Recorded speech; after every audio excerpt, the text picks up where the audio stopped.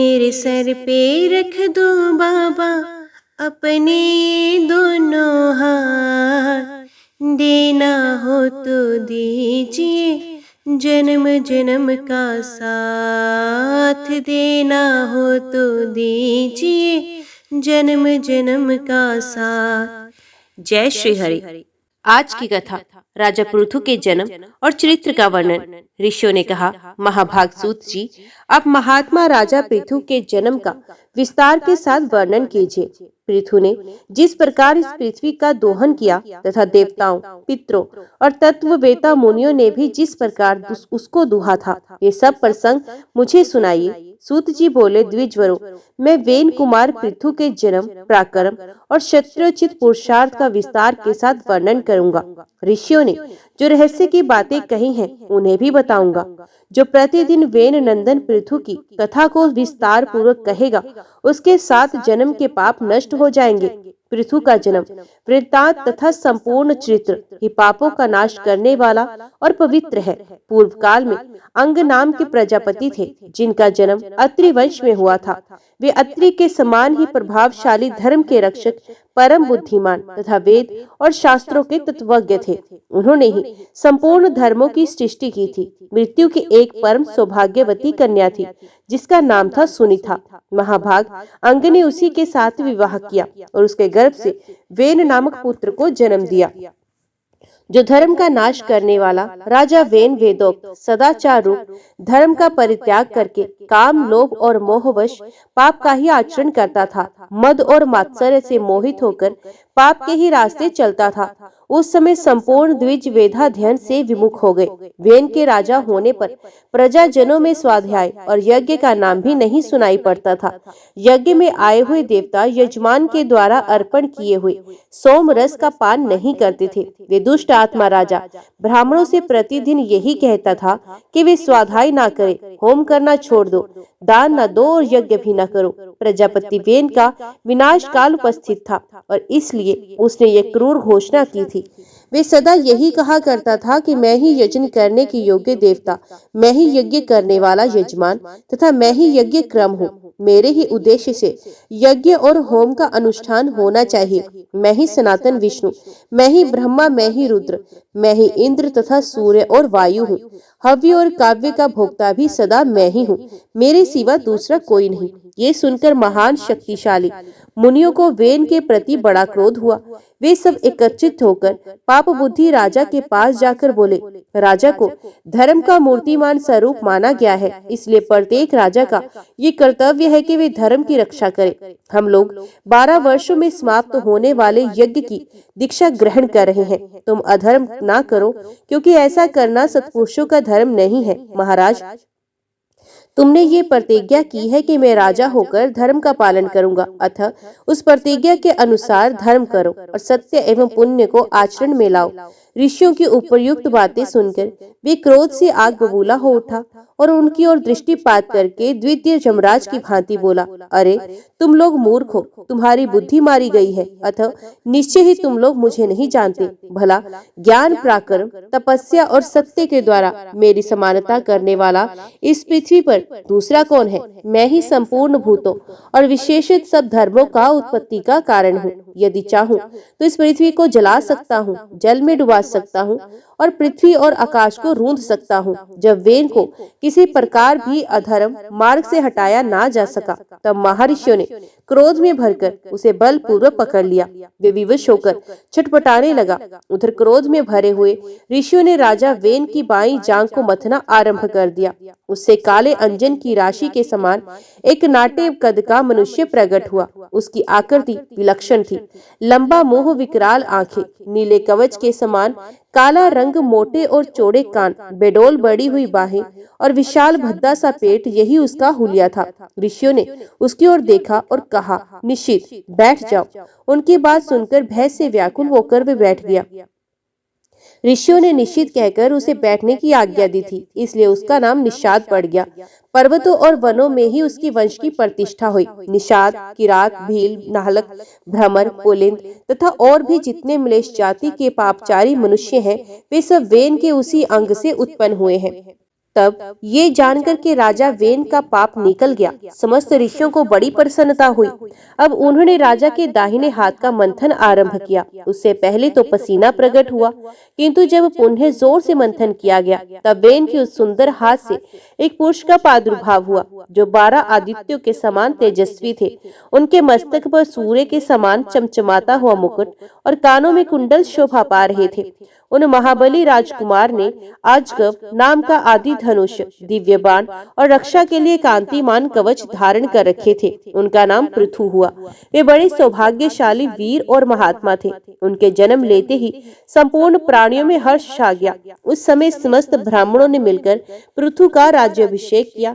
तदंतर ब्रह्मा जी, सब देवता तथा नाना प्रकार के स्थावर जंगम प्राणियों ने महाराज पृथु का अभिषेक किया। उनके पिता ने कभी भी संपूर्ण प्रजा को प्रसन्न नहीं किया था, किंतु पृथु ने सबका मनोरंजन किया। इसलिए सारी प्रजा सुखी होकर आनंद का अनुभव करने लगी। प्रजा का अनुरंजन करने के कारण ही वीर पृथु का नाम राजराज हो गया। द्विजवरों, उन महात्मा नरेश के भय से समुद्र का जल भी शांत रहता था। जब उनका रथ चलता उस समय पर्वत दुर्गम मार्ग को छिपाकर उन्हें उत्तम मार्ग देते थे। पृथ्वी बिना जोते ही अनाज तैयार करके देती थी। सर्वत्र गोए कामधेनु हो गई थी। मेघ प्रजा की इच्छा के अनुसार वर्षा करता था। संपूर्ण ब्रह्मांड और क्षत्रिय देवज्ञ तथा बड़े बड़े उत्सव किया करते थे। राजा पृथु के शासन काल में वृक्ष इच्छा अनुसार फलते थे। उनके पास जाने से सबकी इच्छा पूर्ण होती थी। देश में ना कभी अकाल पड़ता, ना कोई बीमारी फैलती और ना मनुष्यों की अकाल मृत्यु होती।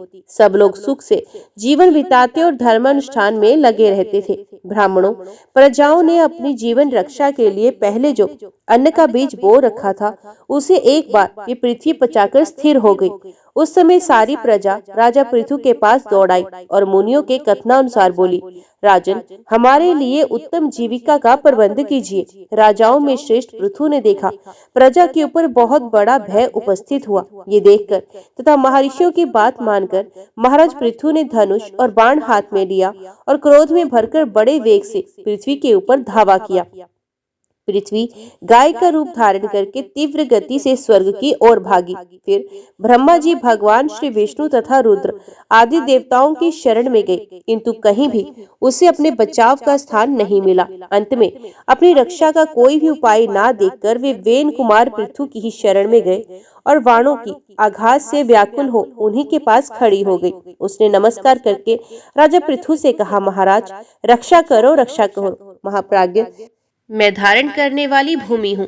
मेरे ही आधार पर सब लोग टिके हुए हैं। राजन, यदि मैं मारी गई तो सातों लोग नष्ट हो जाएंगे। गौ की हत्या में बड़ा पाप होगा। इस बात का श्रेष्ठ ब्राह्मणों ने प्रत्यक्ष अनुभव किया है। मेरा नाश होने पर सारी प्रजा नष्ट हो जाएगी। राजन, यदि मैं न रही तो तुम प्रजा को कैसे धारण कर सकोगे? अतः यदि तुम प्रजा का कल्याण करना चाहते हो तो मुझे मारने का विचार छोड़ दो। भूपाल, मैं तुम्हें हित की बात बताती हूँ, सुनो। अपने क्रोध का नियंत्रण करो। मैं अन्नमयी हो जाऊंगी, समस्त प्रजा को धारण करूंगी। मैं स्त्री हूँ, स्त्री अवध्य मानी गई है। मुझे मारकर तुम्हें प्रायश्चित का भागी होना पड़ेगा। राजा पृथु बोले, यदि किसी एक महापापी एवं दुराचारी का वध कर डालने पर लोग सुख से जी सके तथा पुण्यदर्शी साधु पुरुषों को सुख मिलता हो, तो एक पापिष्ट पुरुष का विनाश करना कर्तव्य माना गया है। वसुधे, तुमने भी प्रजा के संपूर्ण स्वार्थों का विनाश किया। इस समय जितने भी बीज थे उन सबको तुम पचा गई। बीजों को हड़प कर स्वयं तो स्थिर हो गई और प्रजा को मार रही हो। ऐसी दशा में मेरे हाथ से बचकर अब कहाँ जाओगी? वसुंधरे, संसार के हित के लिए मेरा ये कार्य उत्तम ही माना जाएगा। तुमने मेरी आज्ञा का उल्लंघन किया है, इसलिए इन तीखे बाणों से मारकर मैं तुम्हें मौत के घाट उतार दूंगा। तुम्हारे ना रहने पर मैं त्रिलोकी में रहने वाली पावन प्रजा को अपने ही तेज और धर्म के बल से धारण करूंगा। इसमें तनिक भी संदेह नहीं है। वसुंधरे, मेरा शासन धर्म के अनुकूल है। अतः इसे मानकर मेरी आज्ञा से तुम प्रजा के जीवन की सदा ही रक्षा करो। भद्रे, यदि इस प्रकार आज ही मेरी आज्ञा मान लोगी तो मैं प्रसन्न होकर सदा तुम्हारी रखवाली करूंगा। पृथ्वी देवी गौ के रूप में खड़ी थी। उनका शरीर बाणों से आच्छादित हो रहा था। उन्होंने धर्मात्मा और परम बुद्धिमान राजा पृथु से कहा, महाराज, तुम्हारी आज्ञा सत्य और पुण्य से युक्त है, अतः प्रजा के लिए मैं उसका विशेष रूप से पालन करूंगी। राजेंद्र, तुम स्वयं ही कोई उपाय सोचो जिससे तुम्हारे सत्य का पालन हो सके और तुम इन प्रजाओं का भी धारण कर सको। मैं भी जिस प्रकार समूची प्रजा की वृद्धि कर सकूं, ऐसा कोई उपाय बताओ। महाराज, मेरे शरीर में तुम्हारे उत्तम बाण धसे हुए हैं, उन्हें निकाल दो और सब ओर से मुझे समतल बना दो, जिससे मेरे भीतर दुग्ध स्थिर रह सके। सूत जी कहते हैं, ब्राह्मणों, पृथ्वी की बात सुनकर राजा पृथु ने अपने धनुष के अग्रभाग से विभिन्न रूप वाले भारी भारी पर्वतों को उखाड़ डाला और भूमि को समतल बना दिया। राजकुमार पृथु ने पृथ्वी के शरीर से अपने बाणों को स्वयं ही निकाल लिया। उनके आविर्भाव से पहले केवल प्रजाओं की ही उत्पत्ति हुई, कोई सच्चा राजा नहीं हुआ था। उन दिनों ये सारी प्रजा कहीं भूमि में गुफा बनाकर, कहीं पर्वत पर, कहीं नदी के किनारे, जंगली झाड़ियों में, संपूर्ण तीर्थों में तथा समुद्र के किनारों पर निवास करती थी। सब लोग पुण्य क्रम में लगे हुए थे। फल, फूल और मधु यही उनका आहार था। वेन कुमार पृथु ने प्रजा के इस कष्ट को देखा और उसे दूर करने के लिए स्वयंभू मनु को बछड़ा तथा अपने हाथ को ही दुग्ध पात्र बनाकर पृथ्वी से सब प्रकार के धान्य और गुणकारी अन्नमय दूध का दोहन किया। सुधा के समान लाभ पहुँचाने वाले उस पवित्र अन्न से प्रजा पितरों तथा ब्रह्मा आदि देवताओं का यजन पूजन करने लगी। द्विजवरों, उस समय की सारी प्रजा पुण्य क्रम में संलग्न रहती थी, अतः देवताओं, पितरों, विशेषज्ञ ब्राह्मणों और अतिथियों को अन्न देकर पश्चात स्वयं भोजन करती थी। उसी अन्न से अन्यान्य यज्ञ का अनुष्ठान करके वे देवेश्वर भगवान श्री विष्णु का यजन और तर्पण करती थी तथा उसी अन्न के द्वारा संपूर्ण देवता तृप्त होते थे। फिर श्री भगवान की प्रेरणा से मेघ पानी बरसाता और उससे पवित्र अन्न आदि उत्पन्न होता था। तदंतर समस्त ऋषियों, महामना, ब्राह्मणों तथा सत्यवादी देवताओं ने भी इस पृथ्वी का दोहन किया। अब मैं ये बताता हूँ कि पितृ आदि ने किस प्रकार बछड़ों की कल्पना करके पूर्व काल में वसुधरा को दुहा था। द्विजदो, पितरों ने चांदी का दोहन पात्र बनाकर यम को बछड़ा बनाया। अंतक ने दोहने वाले ग्वाले का काम किया और स्वधा रूपी दुग्धा को दुहा। इसके बाद सर्पों और नागों ने तक्षक को बछड़ा बनाकर तुम्बी का पात्र हाथ में लिया, विश्व रूपी दूध दुहा। वे महाबली महाकाय भयानक सर्प उस विष से ही जीवन धारण करते हैं। विष ही उनका आधार, विष ही आचार, विष ही बल और विष ही पराक्रम है। इसी प्रकार समस्त असुरों और दानवों ने भी अन्न के अनुरूप लोहे का पात्र बनाकर संपूर्ण कामनाओं के साधन भूत माया में दूध का दोहन किया, जो उनके समस्त शत्रु का विनाश करने वाला है। वही उनका बल और पुरुषार्थ है। उसी से दानव जीवन धारण करते हैं। उसी को पाकर आज में समस्त दानव माया में प्रवीण देखे जाते हैं। इसके बाद गंधर्वों और अप्सराओं ने पृथ्वी का दोहन किया। नृत्य और संगीत की विद्या ही उनका दूध थी। उसी से गंधर्व, यक्ष और अप्सराओं की जीविका चलती है। परम पुण्यमय पर्वतों ने भी इस पृथ्वी से नाना प्रकार के रत्न और अमृत के समान औषधियों का दोहन किया। वृक्षों ने पत्तों के पात्र में पृथ्वी का दूध दुहा। जलने और कटने के बाद भी फिर से अंकुर निकल आना, यही उनका दूध था। उस समय पाकर का पेड़ बछड़ा बना था और शाल के पवित्र वृक्ष ने दोहने का काम किया था। गुहक, चारण, सिद्ध और विद्याधरों ने भी सबको धारण करने वाली इस पृथ्वी को दुहा था। उस समय ये वसुंधरा संपूर्ण पदार्थों को देने वाली कामधेनु बन गई थी। जो लोग जिस जिस वस्तु की अभिलाषा करते थे, उन्हें भिन्न भिन्न पात्र और बछड़ों के द्वारा वे वस्तु वे दूध के रूप में प्रदान करती थी। ये धात्री धारण करने वाली और विधात्री उत्पन्न करने वाली हुई। ये श्रेष्ठ वसुंधरा है। ये समस्त कामनाओं को पूर्ण करने वाली धेनु है। ये तथा ये पुण्यों से अलंकृत, परम पावन, पुण्यदायिनी, पुण्यमयी और सब प्रकार के धान्यों को अंकुरित करने वाली है। ये संपूर्ण चराचर जगत की प्रतिष्ठा और योनि उत्पत्ति स्थान है। यही महालक्ष्मी और सब प्रकार के कल्याण की जननी है। यही पांचों भूतों का प्रकाश और रूप है। ये समुद्र पर्यंत पृथ्वी पहले मेदिनी के नाम से प्रसिद्ध थी। फिर अपने को वेन कुमार राजा पृथ्वी की पुत्री स्वीकार करने के कारण ये पृथ्वी कहलाने लगी। ब्राह्मणों, पृथु के प्रयत्न से इस पृथ्वी पर घर और गांव की नींव पड़ी। फिर बड़े बड़े कस्बे और शहर इसकी शोभा बढ़ाने लगे। ये धन धान्य से संपन्न हुई और सब प्रकार के तीर्थ इसके ऊपर प्रकट हुए। इस वसुमती देवी की ऐसे ही महिमा बतलाई गई है। ये सर्वदा सर्वलोकमयी मानी गई है। वेन कुमार महाराज पृथु का ऐसा ही प्रभाव पुराणों में वर्णित है। ये महाभाग नरेश संपूर्ण धर्मों के प्रकाशक, वर्णों और आश्रमों के संस्थापक तथा समस्त लोगों के धारण पोषण करने वाले थे।